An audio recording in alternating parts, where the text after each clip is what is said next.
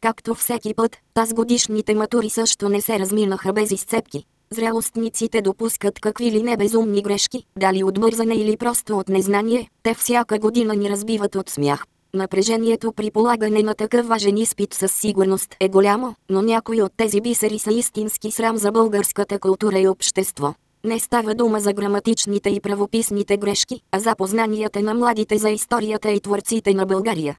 Представяме ви 13 от най-забавните изцепки на тазгодишните зрелостници, събрани от тук оттам. 1. Левски е живял 9 години с чуждо сърце и самоличност и всяка година си сменял адреса на местоживеене.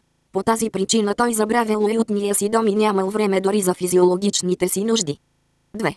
Написал, че героят на Ботев осъзнавал, че Балканът е най-доброто място за оставяне на трупа му. Там зверове и природни масиви ще бдят над костите му вечно. 3.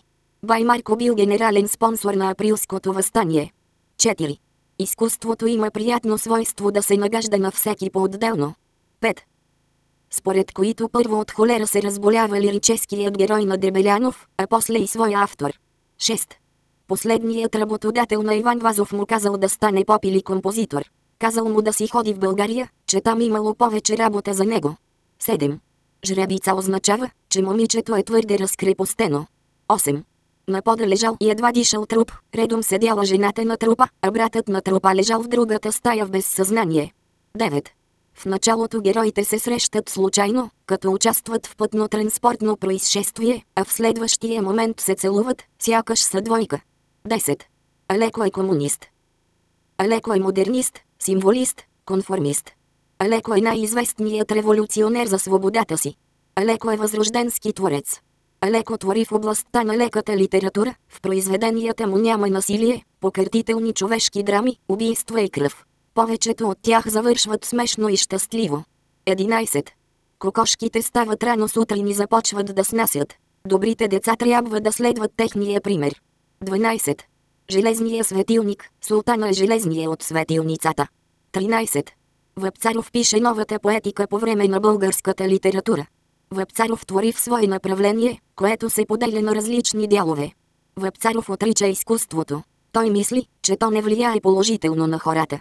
В своите творби Вапцаров използва лирика и така прави от непоетичните неща поезия. А сега, още малко ученически и учителски изцепки.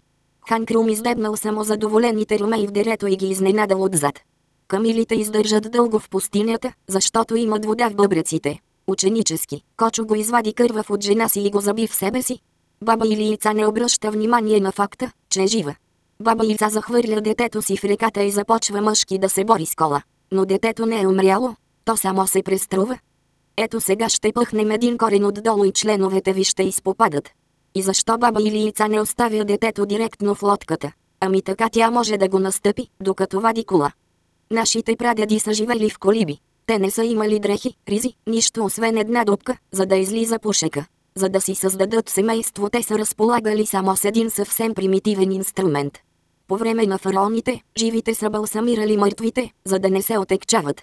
Мумиите са мъртъвци, на които са извадени вътрешностите, но те не са умрели от това. Пирамидите са се състояли от помещение за покойника, земен ресторант и множество коридори за объркване на учените. Докато спартанците ходили на война, жените им раждали деца.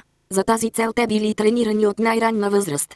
Като заминавали кръстоносците отнасяли портретите на жените и децата си, а при завръщането си с радост намирали нови деца около вярната съпруга.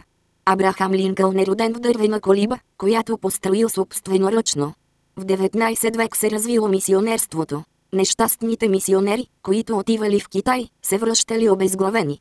Президентът на републиката се избира за 7 години, като на 3 години се подновява с 1/3. Разликата между царя и президента е тази, че царят е син на баща си, а президентът не е. През 1875 година само мъжете влизали в урната. Днес за да бъдеш избирател е необходимо да принадлежиш на двата пола. След завземането на властта от Мусолини, населението на Италия се удвоило благодарение на личните му заслуги.